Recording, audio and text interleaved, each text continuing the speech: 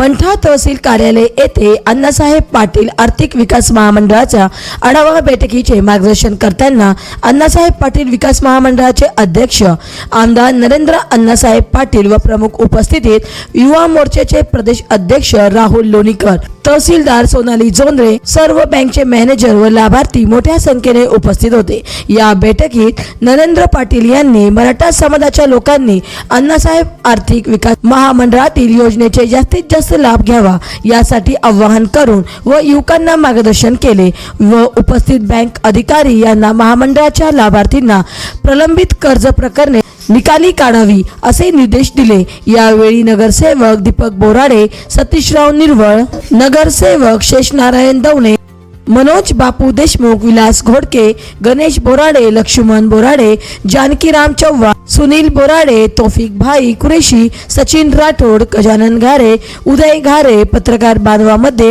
नागेश कुलकर्णी, बाबूजी तिवारी, रंजित बोराडे, रवी भावसार व मराठा समाज बांधवांची मोठ्या प्रमाणात उपस्थिती होती। महाराष्ट्र वाईब न्यूज प्रतिनिधी गजानन माळकर, मंठा, जिल्हा जालना। वेळोवेळी या तालुक्यामध्ये मदत करणारे आमच्या तहसीलदार मॅडम, त्याचबरोबर एलडीएफ आमचे बाकीचे कार्यकर्ते त्या ठिकाणी उपस्थित होते। एकंदरच बँकेचे 5 प्रतिनिधी त्या ठिकाणी उपस्थित राहिले। राज्यामध्ये आजचा जो आकडा आहे तो 99,100 लाभार्थ्यांचा आहे। महाराष्ट्रामध्ये ज्या पद्धतीने मोर्चे निघाले होते, एक मराठा 1 लाख मराठा, हे ब्रीदवाक्य आम्ही व्यवसायाच्या दृष्टिकोनातून ठरवलं आणि आज 1 लाख मराठा उद्योजक होण्याकरिता फक्त 900 लाभार्थी त्या ठिकाणी शिल्लक राहिलेले आहेत। महाराष्ट्राचा हा फार मोठा यश आहे।